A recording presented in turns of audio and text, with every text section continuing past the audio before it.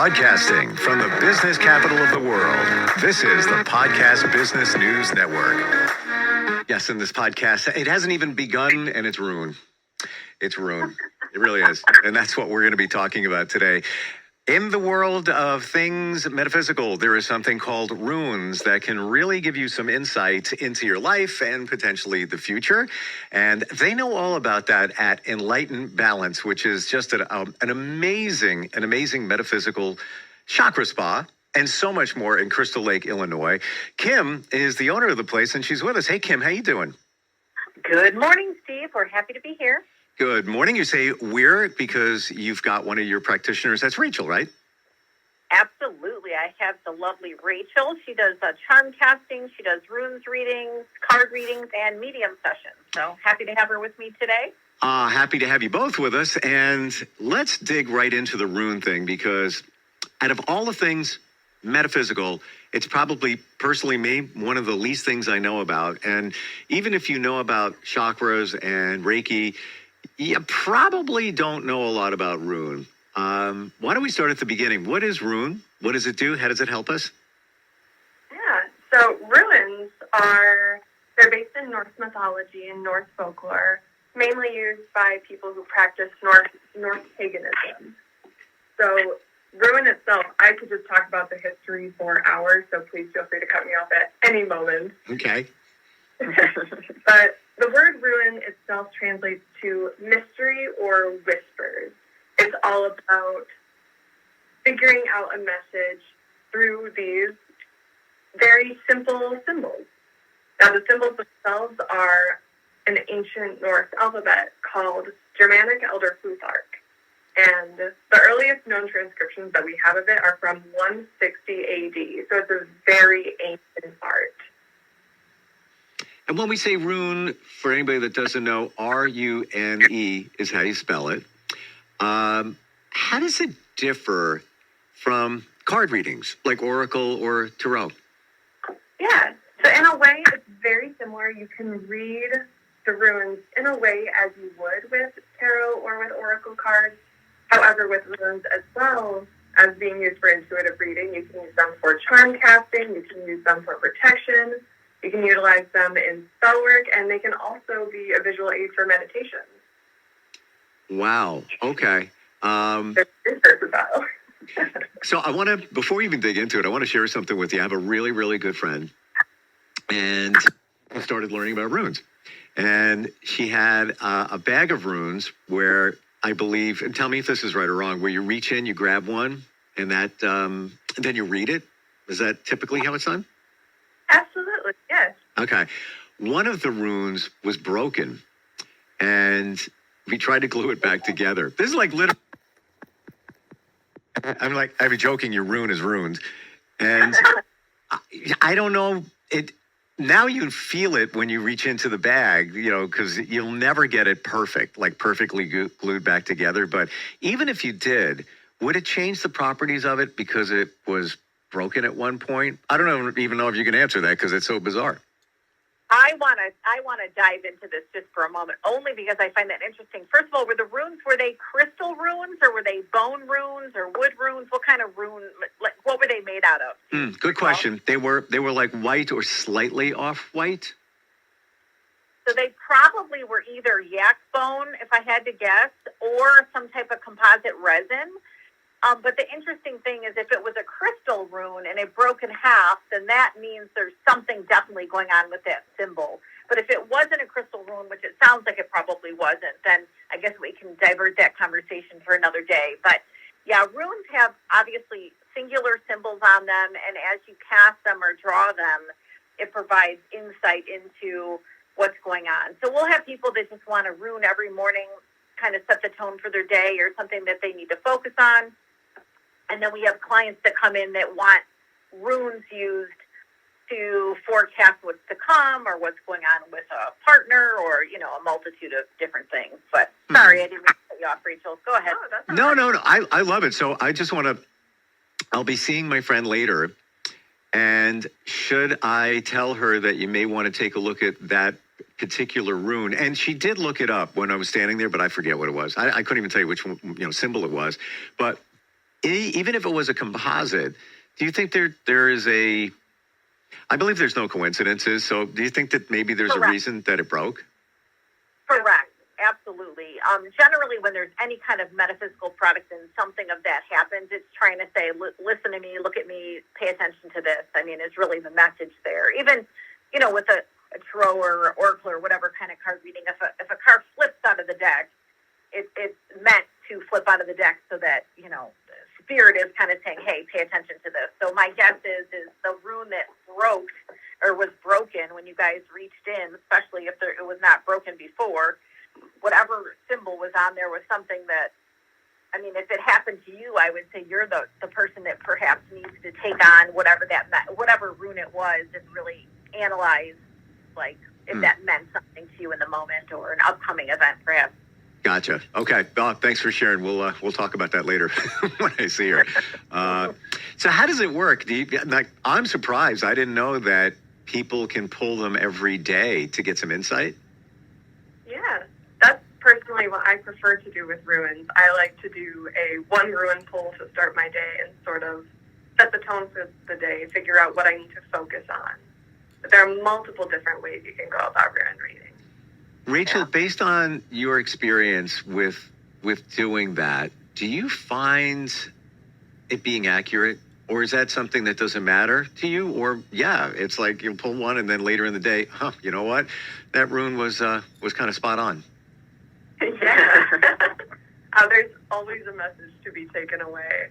And I don't know, say if I pull one that's more about love, I'm more focused on just being open with my heart, and I always find the message reigns true. It always finds a way into my life. Wow. Okay. And do you remember what you pulled yesterday and how the day went? Oh, gee. Let me find the name of the exact one I pulled. I pulled Ewas yesterday, which is actually the rune that represents death. And it was very interesting because it's about strength and the tree of life, Yggdrasil, in Norse mythology. So it's staying grounded, sort of being open to a new restart, something new coming in, and just standing your ground like a tree. So it remains to be seen because, it'll take time for things like that to blossom, I would think, right? Absolutely, yeah. Yeah, well, it could be a focus of the day, too. It's something that's interesting, I think, about Rachel is her actual degree is in anthropology with the emphasis in different...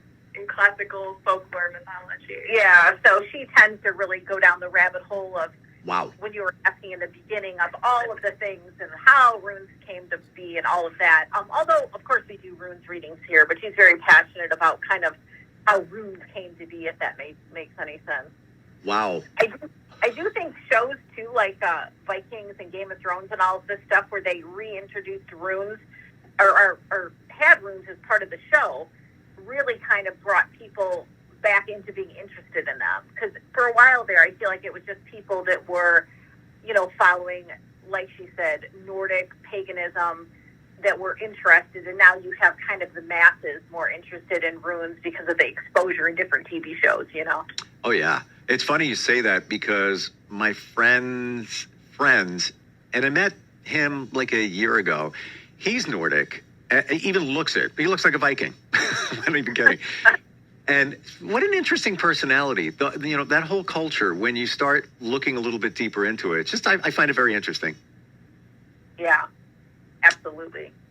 So would you like the lovely Rachel to do a rune casting for you? You said it before I could even ask. I was just about to, not even kidding. Yeah. Excellent.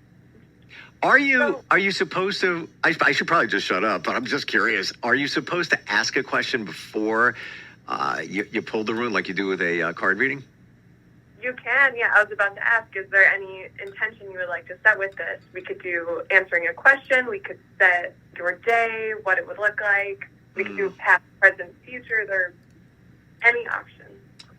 The challenge here is there's too many options. So,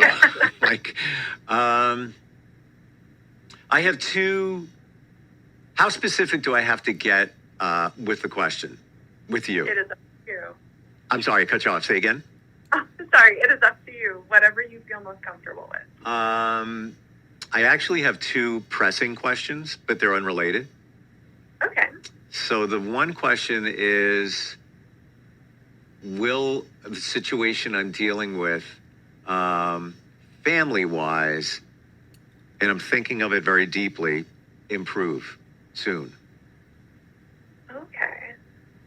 Well, let's see. I think I want to do a one rune grab here. Let's see. You can't really appreciate this, but she has a huge wooden board that also has symbols on it. So when she's casting the runes, it's not just as simple as the specific rune that gets pulled or cast, but it can. She has a look of shock on her face. What? So what is that? So this is actually a rune that I wanted to talk about today, and it's very interesting. I definitely think you should talk to your friend about this as well. There is a controversial rune, and it's known as the Odin Stone, or the Weird Stone, or more commonly, the Blank Stone. So there's one rune in a bag of runes, in a collection of runes that has no symbol on it, in every rune set. So just so you know what she's referencing. But Yeah. So there are 24 runes in a rune set. However, there are 25 stones. And there's one that is just blank. And it is controversial. It was made up by a man named Ralph H. Bloom in one of his books that he published in 1982. So it is controversial. Some people don't read with it, but I like to, because it represents Odin, and it represents the unknown. So, unfortunately, with this question you have asked, generally when the Odin Stone is pulled, it means the gods don't want to answer this question. It means it's something that you need to focus on and internalize yourself, but it's not ready to be answered just yet. Huh. So does that mean that whatever action he takes comes into play, or whatever thoughts he has of the other person, or whatever he's talking about? Yeah. Everybody's still kind of undecided in the outcome, so there is no predetermined outcome at this point. Is that? No, I'm asking. I'm not telling. I'm actually asking. No, absolutely. Yeah, right on the nose. Yeah. Oh, interesting. Wow. Okay. All right. So I guess that's helpful, or maybe not helpful. Yes. I don't know.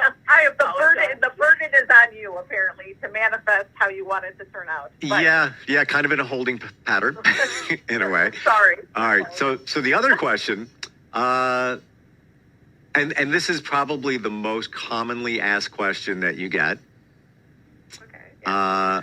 In a relationship, where do you see it going? All right. That's honestly one of my favorite questions to answer. And the previous question was completely unrelated to this one. Okay. Need to be clarifying for anyone listening. Don't want to. Sorry. She's excited. Yeah, I probably should have been more discreet in that last question, but thanks for bringing up the fact that people listen. Okay, go ahead. Yes, of course. Oh, we hope to have plenty of listeners. Right. But I want an honest answer. Yes, no, of course. And this honest answer is really beautiful, actually. So I got Gebo for you, which is the symbol of G, and it means gift. The more in-depth meaning for this stone is soul connection. Oh, Okay. But it can also, in turn, mean sacrifice. So with this relationship, you're thinking about what are you giving and receiving in return? What gifts are you giving and what gifts are you receiving? And the balance of this is what creates a positive soul connection. Oh, so that's good. Yeah. So does that mean? And again, I keep interjecting. This is why we don't like a second person in the reading. No, not at all. Exactly Not for you- people like me. You help. You're doing my job because I would ask that question. So yeah. So does that mean for him that could be a soulmate connection for him, but there has to be a reciprocity. Both people have to be giving and both people have to be receiving. It can't be a one way. I mean, there's ebb and flow in all relationships, of course, but he needs to make sure that the balance of it stays pretty much in check for it to grow as a soulmate connection. Absolutely, yeah. Oh, well, that's nice. Sorry, I sound like a little kid. No, but it does make sense given the situations. Don't even need to explain it, but Sure. you know. Not our And what was the first word you said? I don't know. I'm trying to remember what the word was, but it reminded me of, I asked a very close psychic friend about the situation and about this person. And this psychic friend is spot on. Like, you know, your practitioners, Kim, same deal. I mean, just always like guides in my life a lot. And her first words were, "She's lovely." And that was, you know, last year. Oh, yeah. Yeah, that's what you were saying. I was trying to think of what you had said in the beginning. You said, "Oh, that's beautiful." Yeah. So that's a beautiful connection. So, Yeah, that's what it was. Yeah. Okay. Interesting. Do you, based on your background of runes and your experience with pulling, do you say pulling, when you say pull a card, what do you pull in a rune? Like, what do you say? I like casting runes. Casting runes. Okay. When you cast runes, how accurate have you found in your experience them to be? As accurate as I believe them to be. For me, I mainly pull runes for myself. I will be completely honest, I've been a practitioner with Kim for about a week now, but I've been practicing since 2014. So with rune casting, I've been doing this since 2014, but mainly for myself, and only recently I started doing it for others. And with others, I've been getting a lot more incredible messages than I do for just me. So it's been very fulfilling. I think that's interesting, though. I think whenever we use any kind of divination tool for ourselves, I feel like the key is there. You end up tending to twist a message to be what you want it to be. I feel like, and that's why I personally never read for friends. I hate it because I feel like, okay, you've already shared with me your whole soul, and I know a certain amount from just knowing you as a human. So then can I, with true honesty, just use the tools and spirit to guide me, or am I influencing things myself based on me knowing a person? Does that make sense? Totally. So it's interesting, not to keep circling back to the store, but, you know, we do about 1,000 sessions here a month, and what we're kind of known for is you could walk in. So you could be a shopper in my store looking at crystals, and we can talk, and you want to connect with, you know, grandma who's transitioned, and I can walk you back to a practitioner who will work on that with you. So there is no gap in time. There is no prior relationship. You honestly could give me a fake name, and it's not like we look into every detail of what somebody says. So I find runes, I think, are kind of simple because it's a very specific message.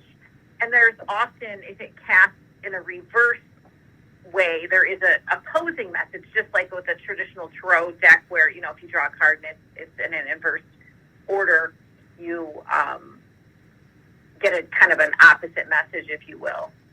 Gotcha. And do you want another question answered, or have you dove into enough, or do you have more to say about his message? Oh, I think just from a one rune pull, if you will. I think that's just all. Yeah, I'm good with that last one. I mean, I deal in rules of three, so I could ask another question if you want to answer. All right, there you go. 3 times the charm, right? Yeah.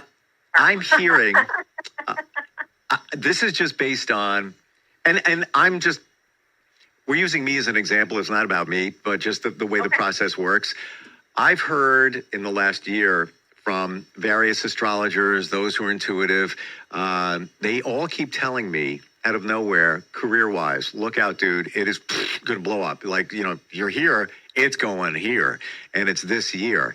And I'm like, all right, whatever you say. So let's throw it to a rune. Let's cast a rune on that one. You know, career-wise, what are you hearing? What are you seeing?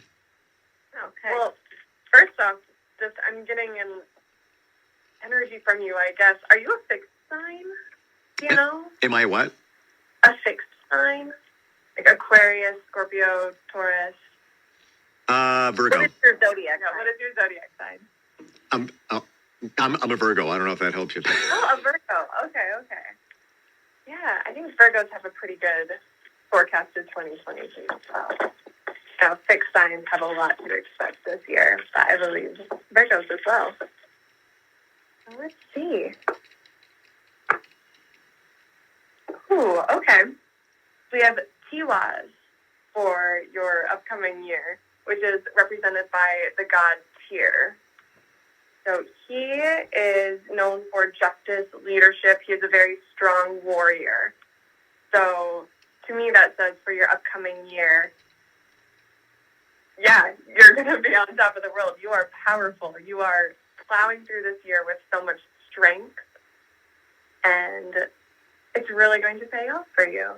So the leadership quality of that, does that mean that the role, whatever role that he's going to move forward to or include in his career, I guess, is a leadership role specifically, or does that mean more that the person is a leader in what they do? Yeah, is there more that, more a leader in what you do? That's interesting. Yeah. You're willing to go after what you want.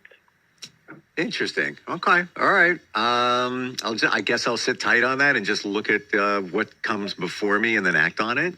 But that's almost in line with the things that I've heard astrologically. And it could have been even like another one was like a year and a half ago, if not more. And that was a Chinese feng shui astrologer that said the same thing. Oh, it was like I Ching, or was it just an astrology reading that you had? It was astrologically connected, but Chinese astrology. Okay, interesting. Yeah, because I'm a water tiger, and it's last year was the year of the water tiger, but that really didn't have anything to matter. It was more of 2023 being a pinnacle year, based on when I was born, time, and all of that. It's like I don't run deep with it, but it's astrology has the natal charts and the same information. Chinese astrology uses the same stuff, but then comes up with a different view of it, and it seemed to be very similar all around. So we'll see. Interesting. Do you? So for you, Rachel, you do a lot more than just rune readings. What's an aura reading? An aura reading. Yeah. Do you do that? Yes, absolutely. It's honestly one of my favorite things to do. Maybe I'm psychic. I don't know. But I'm not sure what it is, though. What is it? So an aura reading is just really the colors that you see around a person and the energy that they give off. And to me, I notice particularly, like if someone's having an off day, their aura changes color, or when they're having a particularly good day, their aura is a lot brighter, and it just shines beautifully. And how does somebody use that information? It really tells you a lot about a person. To me, it really gives when someone walks into my room, I'm getting a quick little download of who they are, just some surface level information to get to know them right off the bat without asking any questions. Interesting. It brings me back. I don't know if you know this song, Amber by 311. I don't know that I do. Look it up. It's a great song. Okay. Came out in the early 2000s, and part of the lyrics are, it's like, whoa, amber is the color of your energy. And then it talks about other colors, but basically it sounds like your aura color. And he's referring to somebody that has just a amber color coming off of her. You know what's interesting to me about reading energy, and this is just something I think that we all innately do, and some people perceive it as a very spiritual experience, and other people just think that they're the mentalists, and other people don't even realize that they're doing it. If you're out in public and you see a stranger and you had no interaction with them, you're not talking to them, that you're not looking at each other, and you see something and you get a weird vibe, good or bad, that really is the basis of reading energy. I think we all are brought into this world being able to read energy, and then based on how we're raised, if we're told any of those things are crazy, it kind of gets squelched or it gets embraced. But I believe all of us, everybody, not just my, practitioners here, I think we all read energy. If you deal with somebody who's agitated, you can feel their agitation, even if they haven't shared with you that they're agitated. And to me, in a nutshell, that's actually reading energy. Seeing the auric colors, though, are a fabulous gift to have.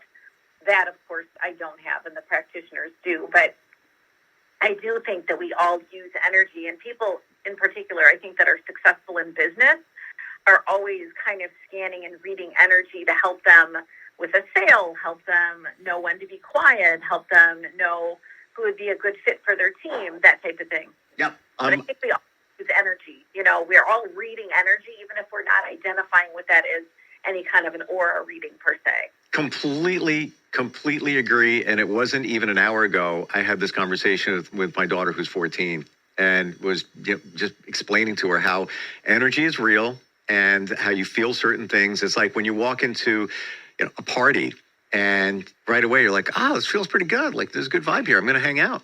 The energy of everybody there is high, whereby if you walk into a room and just like, this doesn't feel good, I'm going to get out of here, or leave pretty soon, it's because the collective energy, I feel, is just down. Like just people are down. And you can feel it. Yeah.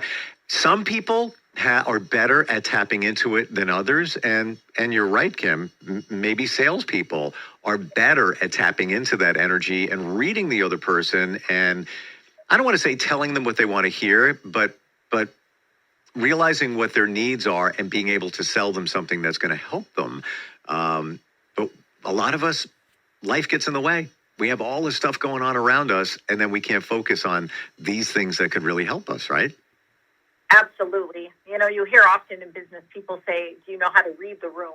And I think really that's what they're talking about. They're talking about the read energy and the different things, and not necessarily in a negative way, like you're saying, just to know how to schmooze somebody, but more to be aware of the other person's mindset so that what you're focusing on is their same mindset, so that you're in alignment with whatever the goal is. Absolutely. You guys, I can't believe how many readings, how many things you do there at Enlightened Balance. And a lot of things can be done virtually, right?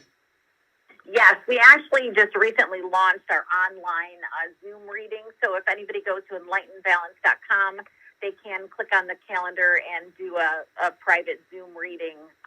Anybody that is anywhere in the world. That's awesome. Yeah, and just go to the website, enlightenedbalance.com, to set it up. Yes, you just click on our virtual readings and we'll go from there. Fabulous talking with you guys today. Learned a lot. Came from knowing very little about it and knowing a lot more. Kim and Rachel, thank you so much. I really appreciate it. Appreciate you, Steve. Look forward to talking again. Same here. And thanks for ruining my day. Ow. Hey, those were good messages. Good messages. My friend would say that was a dad joke. Yeah, all right, I'm gonna own that one. All right. I appreciate it. We'll talk soon. Sounds good. Thanks. Broadcasting from the business capital of the world, this is the Podcast Business News Network.